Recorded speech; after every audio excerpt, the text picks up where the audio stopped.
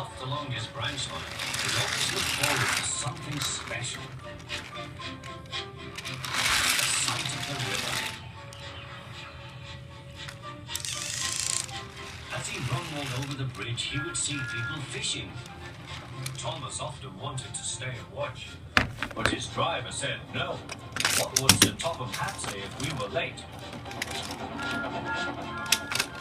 Every time he met another engine, he would say, "I want to fish."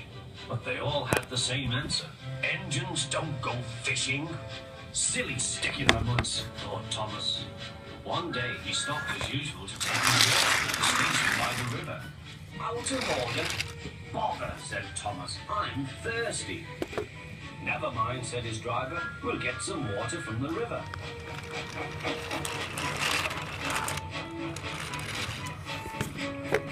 They found a bucket and some rope and went to the bridge.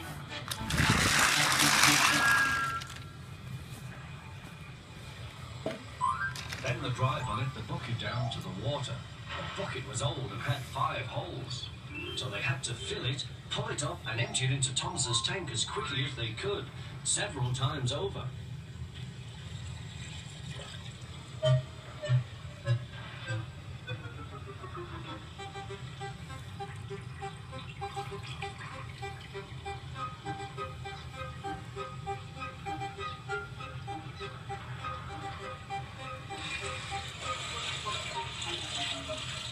They finished at last.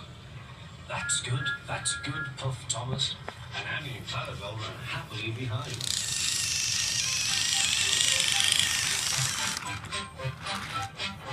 Suddenly, Thomas began to feel a pain in his boiler.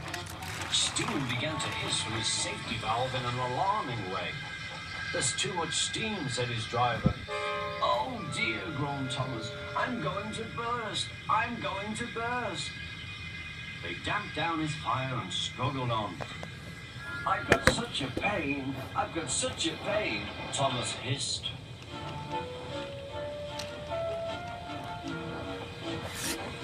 They stopped just outside the last station, uncoupled Annie and Clarabelle, and ran Thomas, who was still hissing fit to burst, on a siding right out of the way.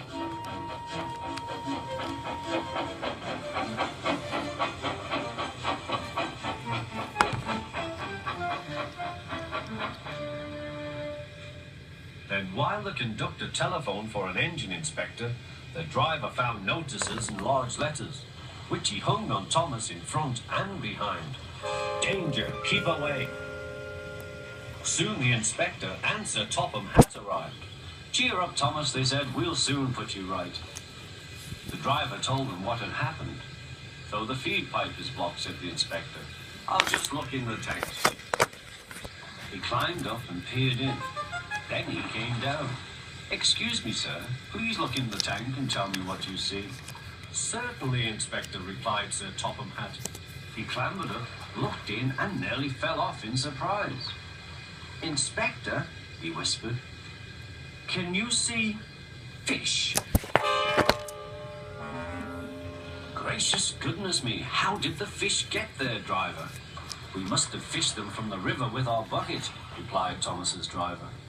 "Well, Thomas, so you and your driver have been fishing, but fish don't suit you.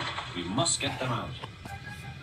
They all took turns at fishing in Thomas's tank, while Sir Topham Hatt looked on and told them how to do it. When they had caught all the fish, they had a lovely picnic supper of fish and chips.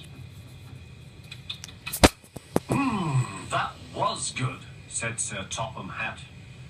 "But fish don't suit you, Thomas, so you mustn't do it again."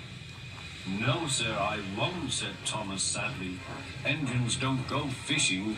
It's too uncomfortable."